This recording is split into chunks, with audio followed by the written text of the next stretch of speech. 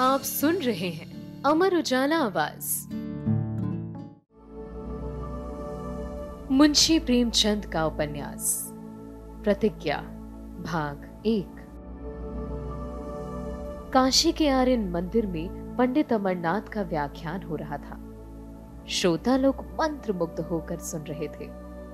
Professor Dannath ने आगे खिसककर अपने मित्र बाबू अमृत राय के कान में कहा, रटी हुई स्पीच है। अमृत राय स्पीच सुनने में तल्लीन थे, कुछ जवाब न दिया। दाननाथ ने फिर कहा, साफ रटी हुई मालूम होती है, बैठना व्यर्थ है, टेनिस का समय निकला जा रहा है। अमृत राय ने फिर भी कुछ जवाब न दिया। एक क्षण के बाद दाननाथ ने फिर कहा, भाई मैं तो जा रहा हूं। अमृत राय ने बिना उनकी तरफ देखे ही कहा, जाइए। दाननाथ बोले, तुम कब तक बैठे रहोगे? अमृत राय बोले, मैं तो सारी रात स्पीच सुनकर जाऊंगा।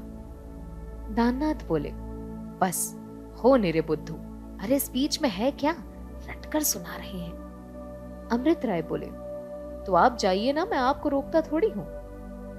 दाननाथ बोले, अजी घंटों बोलेगा,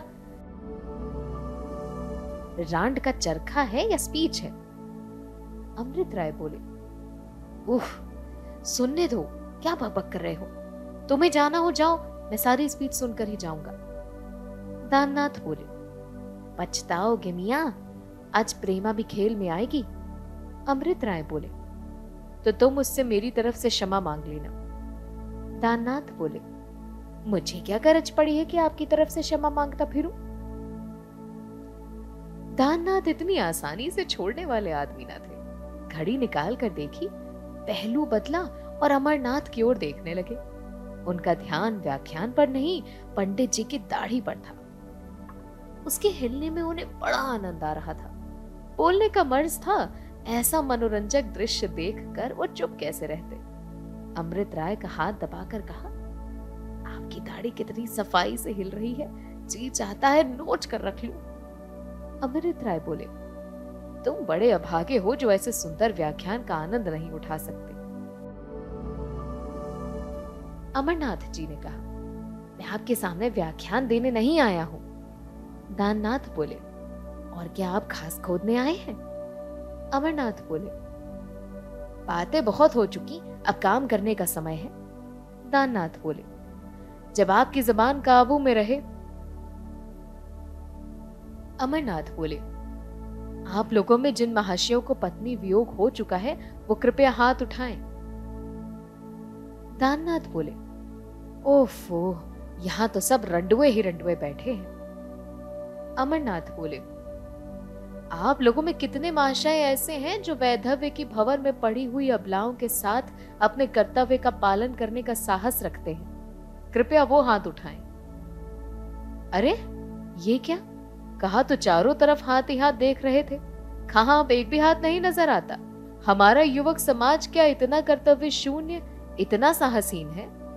मगर नहीं, वो देखिए, एक हाथ अभी तक उठा हुआ है। वही एक हाथ युवक मंडली के ताज की रक्षा कर रहा है। सबकी आंखें उसी तरफ गई। अरे ये तो बाबू अमृत राय है। दाननाथ ने अमृत राय के कान में कहा, ये तुम क्या कर रहे हो, हाथ नीचे करो। अमृत राय ने दृढ़ता से उत्तर दिया, कदम आगे बढ़ाकर फिर पीछे नहीं हट सकता।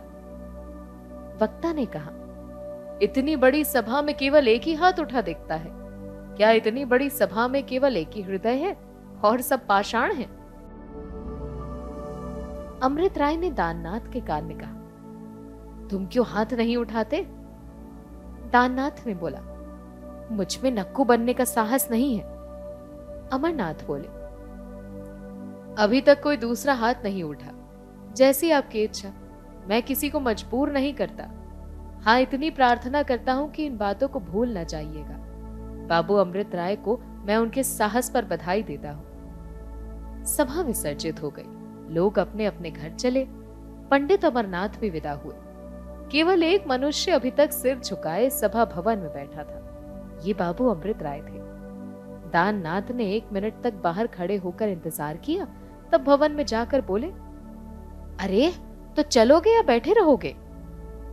अमृत राय ने चौंक कर कहा, हाँ हाँ हाँ चलो। दोनों मित्र आज टमटम पर बैठे। टमटम चली। दाननाथ के पेट में तो चूहे कूद रहे थे। बोले, आज तुम्हें क्या सूझी? अमृत राय बोले, वही जो तुम्हें नहीं सूझी। दाननाथ बोले, प्रेमा सुनेगी तो क्या कहेगी? अमृत राय बोले, खुश होगी, कम से कम उसे खुश होना चाहिए। अपने मित्रों को कर्तव्य के आगे सिर झुकाते देखकर कौन खुश नहीं होता। दाननाथ बोले, अजी जाओ भी, बातें बनाते हो। उसे तुमसे कितना प्रेम है तुम खूब जानते हो। यद्यपि अभी विवाह नहीं हुआ, लेकिन सारा शहर जानता है वो तुम्हारी मंगेतर है। सोचो, उसे तुम कितनी बार प्रेम पत्र लिख चुके हो। 3 साल से वो तुम्हारे नाम पर बैठी है। भले आदमी, ऐसा रत्न तुम्हें संसार में कहाँ मिलेगा। अगर तुमने उससे विवाह न किया तो तुम्हारा जीवन नष्ट हो जाएगा। तुम कर्तव्य के नाम पर जो चाहे करो, पर उसे अपने हृदय से नहीं निकाल सकते। अमृत राय बोले, ये मैं खूब समझ रहा हूं भाई, लेकिन अब मेरा मन कह रहा है कि मुझे उससे विवाह करने का अधिकार नहीं है। पंडित अमरनाथ की बात मेरे दिल में बैठ गई है। दाननाथ ने अमरनाथ का नाम आते ही नाक सिकोड़कर कहा, क्या कहना है? वाह, रटकर एक व्याख्यान दे दिया और तुम हुए लट्टू। वो बेचारे समाज की क्या खाक व्यवस्था करेंगे? ये अच्छा सिद्धांत है कि जिसकी पहली स्त्री मर गई हो वो विधवा से विवाह कर ले। अमृत राय बोले, न्याय तो यही कहता है। दाननाथ बोले, बस तुम्हारे न्याय पथ पर चलने ही से तो सारे संसार का उद्धार हो जाएगा। तुम अकेले कुछ नहीं कर सकते हो, हाँ नक्कू बन सकते हो। अमृत राय ने दाननाथ को सगर्व नेत्रों से देखकर कहा, आदमी अकेला भी बहुत कुछ कर सकता है। अकेले आदमियों ने ही आदि से विचारों की क्रांति पैदा की है। अकेले आदमियों के कृत्यों से सारा इतिहास भरा पड़ा है। गौतम बुद्ध कौन थे? वो अकेला अपने विचारों का प्रचार करने ही तो निकले थे, और उनके जीवन काल ही में आधी दुनिया उनके चरणों पर सिर झुकाती थी। अकेले आदमियों से राष्ट्रों के नाम चल रहे हैं। राष्ट्रों का अंत हो गया है। आज उनका निशान भी बाकी नहीं, मगर अकेले आदमियों के नाम अभी तक चल रहे हैं। आप जानते हैं, प्लाटो एक अमर नाम है, लेकिन कितने आदमी ऐसे हैं जो ये जानते हैं कि वो किस देश के रहने वाले थे। मैं अकेला कुछ ना कर सकूं, ये दूसरी बात है। बहुधा समूह भी तो कुछ नहीं कर सकता। समूह तो कभी कुछ नहीं कर सकता, लेकिन अकेला आदमी कुछ नहीं कर सकता, ये मैं नहीं मानता। दाननाथ सरल स्वभाव के मनुष्य थे। जीवन के सरलतम मार्ग पर चलने में ही संतुष्ट रहते थे। किसी सिद्धांत या आदर्श के लिए कष्ट सहना उनको ना सीखा था। वो एक कॉलेज में अध्यापक थे। 10 बजे कॉलेज जाते, 1 बजे लौट आते, बाकी सारा दिन सैर सपाटा और हंसी खेल में निकाल देते। अमृत राय सिद्धांतवादी आदमी थे, बड़े ही संयमशील, कोई नियम विरुद्ध काम न करते थे। जीवन का सहृदय कैसे हो, इसका उन्हें सदैव ध्यान रहता था। धुन के पक्के आदमी, एक बार को निश्चय करके उसे पूरा किए बिना छोड़ते नहीं थे। वकील थे, पर इस पेशे से उन्हें कोई खास प्रेम न था। वकीलों की बात सुनने की अपेक्षा विद्वानों की मूकवाणी सुनने में उन्हें ज्यादा मजा आता था। बनाए हुए मुकदमे भूल कर भी ना लेते, लेकिन जिस मुकदमे को ले लेते उसके लिए जी जान लगा देते। स्वभाव के दयालु थे। व्यसन कोई था नहीं, धन सच्चाई की इच्छा भी न थी, इसीलिए थोड़े बहुत मेहनताने में राजी हो जाया करते थे। यही कारण था उन्हें मुकदमे में हार बहुत कम मिलती थी। उनकी पहली शादी उस वक्त हुई थी जब वो कॉलेज में पढ़ते थे। एक पुत्र भी था, लेकिन स्त्री और पुत्र दोनों प्रसव काल ही में संसार से प्रस्थान कर गए। अमृत राय को बहन से बड़ा प्रेम था। उन्होंने निश्चय किया कि अब कभी विवाह न करूंगा, लेकिन जब बहन का विवाह हो गया और माता पिता के 1 सप्ताह के अंदर हैजे से मृत्यु, तो अकेला घर दुखदाई होने लगा। 2 साल तक देशाटन करते रहे। लौटे तो होली के दिन उनके ससुर ने उन्हें भोजन करने के लिए बुलाया। वो अमृत राय के शील स्वभाव से भलीभांति वाकिफ थे, इसीलिए उनकी छोटी बेटी प्रेमा सयानी हो रही थी। उसके लिए अमृत राय से अच्छा वर दूसरा कोई नहीं होता। प्रेमा से साक्षात कराने ही के लिए उन्होंने अमृत राय को बुलाया था। 2 साल पहले अमृत राय ने प्रेमा को देखा था। तब वो बंद कली अब एक विकसित कुसुम थी, जिसकी छटा आंखों को लुभाती थी। हृदय में प्रेम का अंकुर जम गया। जब कभी भी ऊबता, ससुराल चले जाते और 2 घड़ी हंस बोल लिया करते। आखिर एक दिन उनकी सास ने मतलब की बात कही थी। अमृत राय तो प्रेमा के रूप और गुण पर मोहित हो ही चुके थे। अंधे को जैसे आंखें मिल गई। बातचीत पक्की हो गई।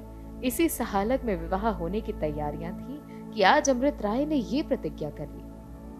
दाननाथ ये लंबा व्याख्यान सुनकर बोले, तो तुमने निश्चय कर ही लिया है? अमृत राय ने गर्दन हिलाकर कहा, कर लिया है। दाननाथ बोले, और प्रेमा? अमृत राय बोले, उसके लिए मुझसे कहीं सुयोग्य वर मिल जाएगा।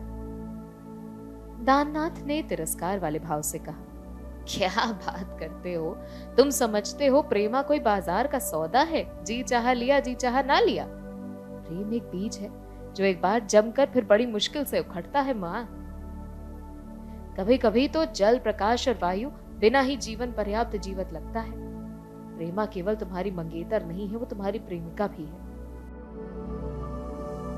ये सूचना उसे मिलेगी तो उसका हृदय भग्न हो जाएगा। कह नहीं सकता उसकी दशा क्या होगी। उस पर घोर अन्याय कर रहे हो तुम। अमृत राय एक क्षण के लिए विचार में डूब गए। अपने विषय में तो उन्हें चिंता थी नहीं। वो अपने हृदय को कर्तव्य के भेंट कर सकते थे, इसका निश्चय भी कर लिया था। उस मनोव्यथा को सहने के लिए वो तैयार थे, लेकिन प्रेमा का क्या हाल होगा, इसका उन्हें ध्यान न था। प्रेमा कितनी विचारशील है ये वो मालूम था। उनके सत्य साहस का समाचार सुनकर उनका तिरस्कार न करेगी, वो उनका और भी सम्मान करेगी। यही सोचते सोचते रास्ता कट गया। आज के लिए कहानी में इतना ही। मिलेंगे आपसे कहानी के अगले भाग में। तब तक के लिए मुझे दीजिए इजाजत। आप सुनते रहिए अमर उजाला आवाज।